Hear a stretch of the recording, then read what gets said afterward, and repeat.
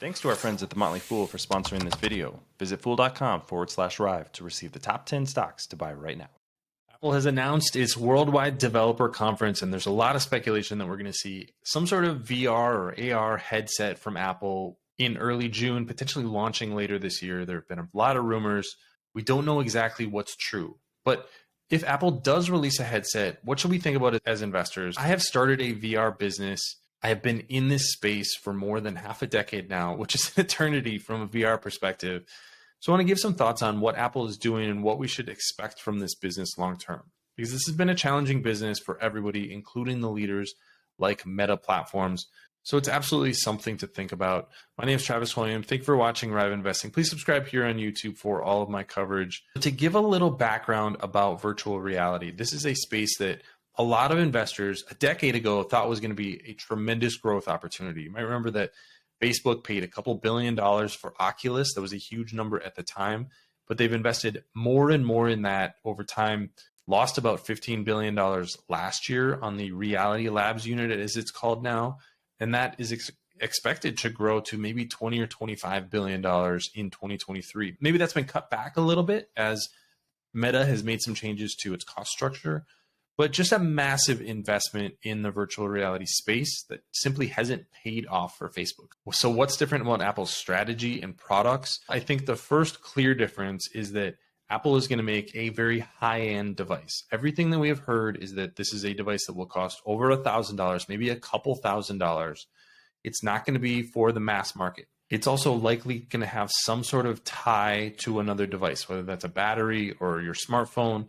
There's actually a lot of computing power that Apple has available with its other devices, whether that's Mac or smartphones.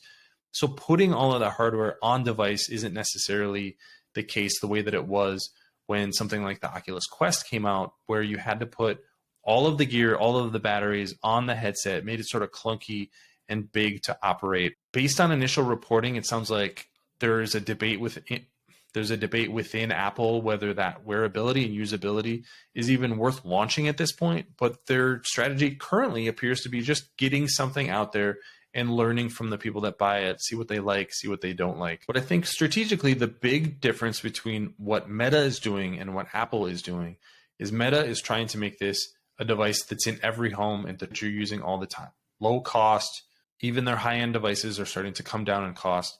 Apple seems to be clearly moving towards that higher end niche market.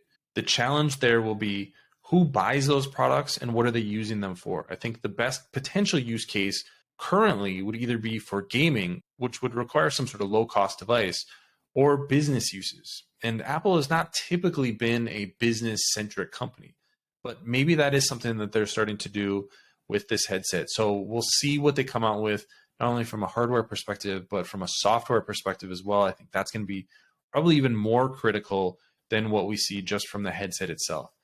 I also think it's notable that Apple is not building from nothing. They've been including LiDAR in iPhones for years. They've been building out the AR kit for their augmented reality technology in iPhones and iPads for quite a while now. So they have a lot of experience here. This is just taking it to a next level, putting it into a headset. I would expect this to be a really good experience. Whether or not it makes sense for people to actually spend thousands of dollars on it is a completely different story. Probably not going to be financially successful or move the needle in any way for Apple.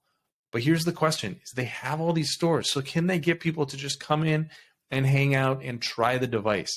That is the piece that I have spent a lot of time thinking about over the last 6 or 7 years, is how do you put people into a headset? This is not showing them a phone. This is not putting a watch on somebody's wrist. This is literally putting something over someone's eyes and trying to make sure they don't run into a wall. Is Apple going to do that in store? Are they going to have demos? Are they going to have people walking around with headsets on and you can't see their eyes?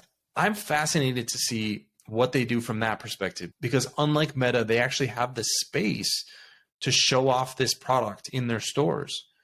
But it's not a high throughput product. You can't have a dozen people in these headsets trying them out in the stores, or you would just take up all your space.